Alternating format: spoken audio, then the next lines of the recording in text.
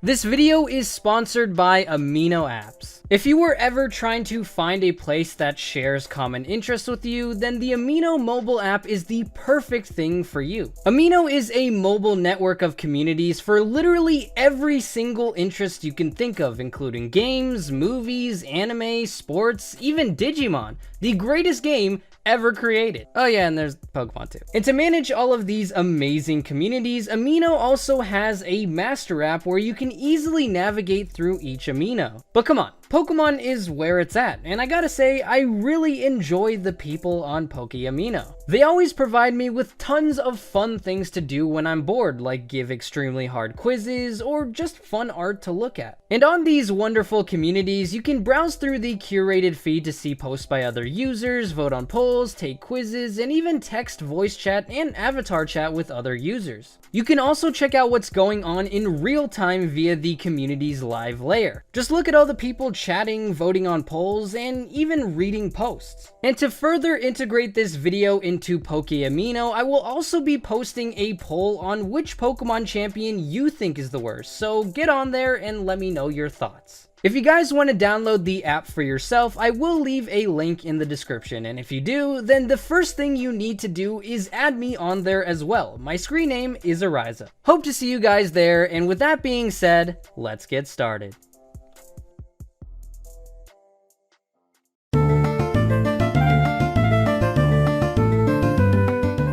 Throughout all of the years Pokemon has been around, Pokemon champions were always given this aura of being amazing or even great Pokemon trainers. And while in some cases that reigns to be true, there are also some champs that are, for lack of a better word, utter dog shit.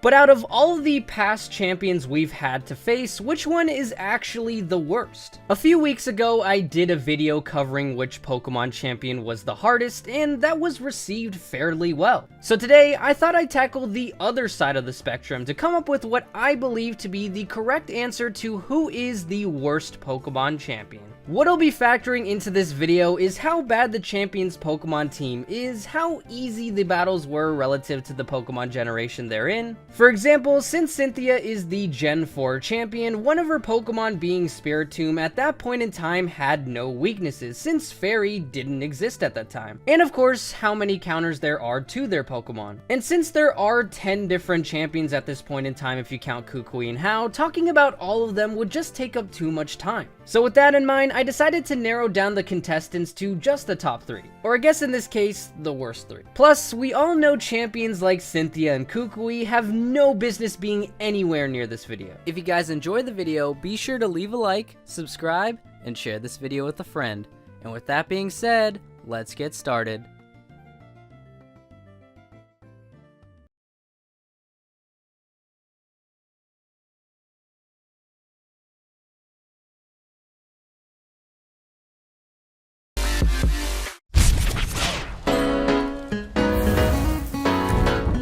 I gotta say, while Pokemon X and Y were great entries to the series, I think a major problem that came with these games has to be the fact that they were way too easy. From leveling up, gym battles, to even, yes, the Pokemon champion. And it's really sad to say this because Diantha's team is filled with some of my favorite Pokemon. Now before we start hounding on Diantha's team selection, let's start with some of the positives. Firstly, I think when it comes to choice of some of her Pokemon, Mega Gardevoir, Goodra, Hawlucha, and Tyrantrum are all very strong Pokemon. Goodra specifically is a very good choice of Pokemon because it has fantastic mixed offensive capabilities and can be pretty tricky to predict. And other Pokemon like Hawlucha and Tyrantrum provide a decent counter to one of her team's strongest weaknesses, that of course being Ice. Diantha also has the luxury of having a very diverse move pool with the likes of Fire Blast, Muddy Water, Thunderbolt, and Shadow Ball. But unfortunately, though she can pick out some pretty strong Pokemon, team comp wise she's pretty inept.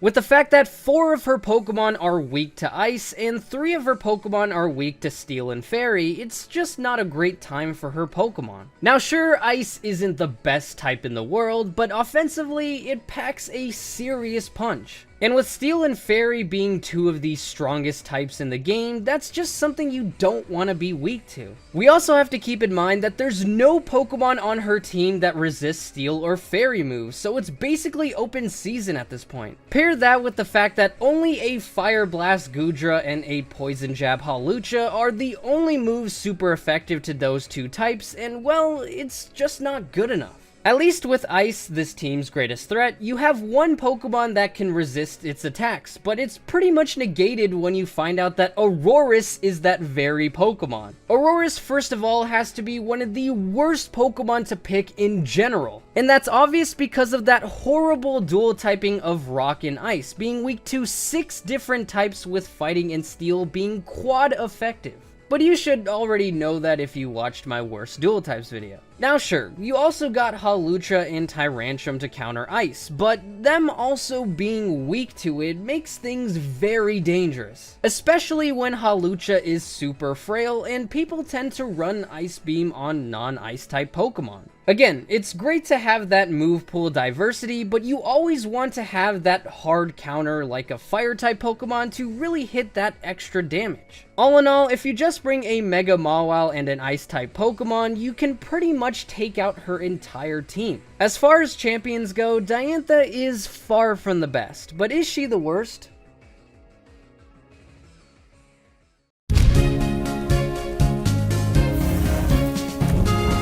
I gotta say, one of the biggest misconceptions in Pokemon is how good of a trainer Lance really is. I mean, he's given this aura of being this amazingly badass champion that can easily tear you apart, but in reality, he's actually kind of bad. Lance suffers from the same problem as Diantha, but somehow manages to make it even worse than her. But before we jump to that though, let's at least talk about his strengths. Lance, being a dragon tamer, has access to some of the most powerful Pokemon in the entire game. And on his team, he definitely has those juggernauts with the likes of Gyarados, Aerodactyl, Charizard, and of course, Dragonite. Gyarados and Charizard are especially great assets to this team because those guys counter the 2 most threatening types for Lance, being Rock and Ice. Lance is also really lucky to be around during Gen 2 because that voids him from having another very strong weakness to Fairy. Speaking of type effectiveness, we also have to give a shout out to the amount of great resistances this team has. I mean, all of Lance's Pokemon resist Fighting and Bug, 5 resist Fighting, 4 resist Grass and Water, and 2 resist the all-powerful Steel type. Unfortunately though, Lance in Gold and Silver doesn't have the luxury Diantha has with a versatile move pool. Blizzard and Thunder are really the only things he's got, and those moves are powerful, but very inaccurate. But hey, let's at least cut Lance a break and give him his HeartGold and SoulSilver team. Because even though they are all the same Pokemon, at least the move pool is much more versatile with the likes of Crunch, Thunderfang, Shadowclaw, Icefang, and of course, Thunder and Blizzard. But even when we give Lance his best team, it still really sucks. If you take a closer look at his team, sure, he has very strong Pokemon like Dragonite, Gyarados, and the best Pokemon of all time, Charizard, but as the great saying goes, too much of one thing is not good for you. And with a combined 3 Dragonites to his name, that gives half of his team the exact same weaknesses. Even when disregarding Fairy, you have 3 Pokemon weak to Dragon, 3 to Electric, 4 to Ice, and all of them, yes, a whopping 6 Pokemon are weak to Rock.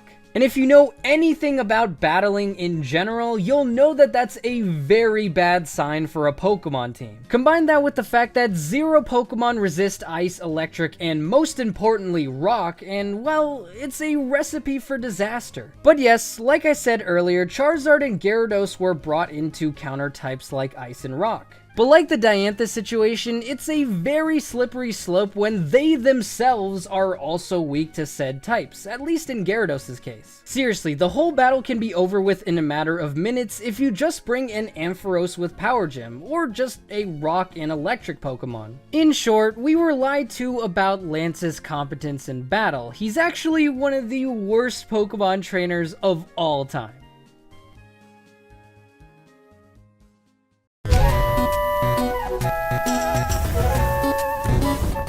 When Pokemon Ruby and Sapphire came out back in 2002, one of the best things about those games was the fact that they had a very strong champion in Steven. Sure, he had pretty much an entirely Steel and Rock team, but as we all know from previous videos, Steel is not that bad of a type to keep around. But something weird that was brought to the table when it was time to release the third game, Pokemon Emerald, was completely changing the champion into a whole new person in Wallace. Now honestly, this was a curveball that I thought was really cool because it gave Emerald its own identity and reason to buy it. But unfortunately, though I welcome the idea of change, with that in mind, you also have to brace yourself with the fact that sometimes the change may end up being worse than the original. And in this particular case, that reigns to be true. Wallace, the former gym leader of Sootopolis City, now finds himself at the top of the mountain as the Hoenn Pokemon champion, and to be honest, he's not that good. His team at least went through some changes, like getting rid of that stupid love disc for something actually decent in Wailord, but unfortunately, that's not enough.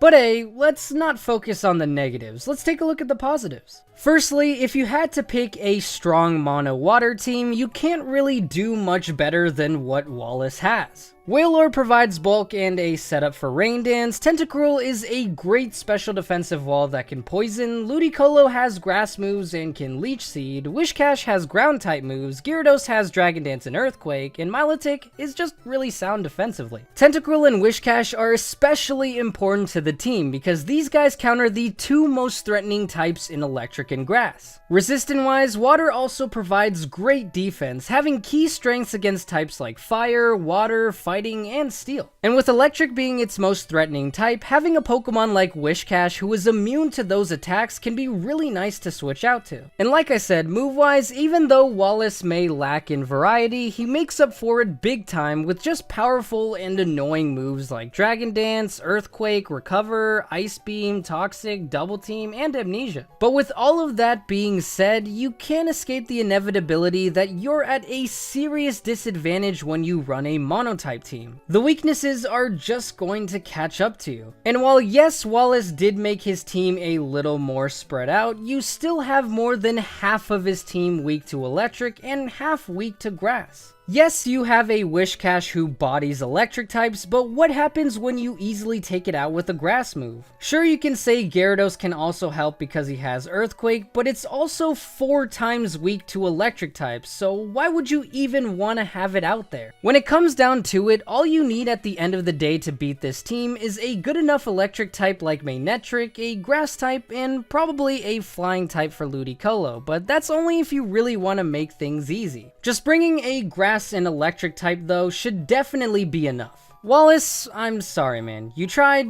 but you inevitably failed.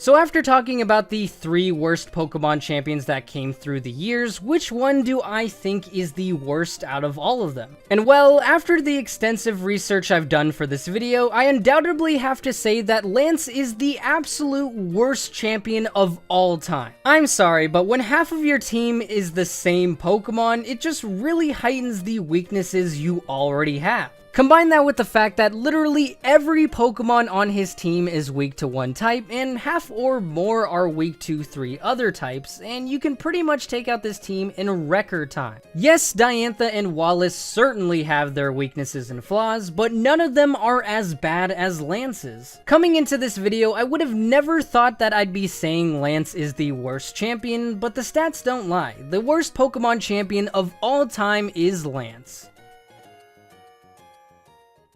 Thank you guys so much for watching. If you enjoyed the video, be sure to leave a like and let me know in the comments section below. If you haven't already, subscribe to the channel and become an Eryizo today. Also, if you think I left a champion out that you think is bad, then be sure to let me know who it is and why in the comments section below. If you want to check out the previous video I did, be sure to click the annotation on the left. If you want to see more Pokemon Let's Go videos, click the other annotation on the right. And with that being said, I will see you guys next time.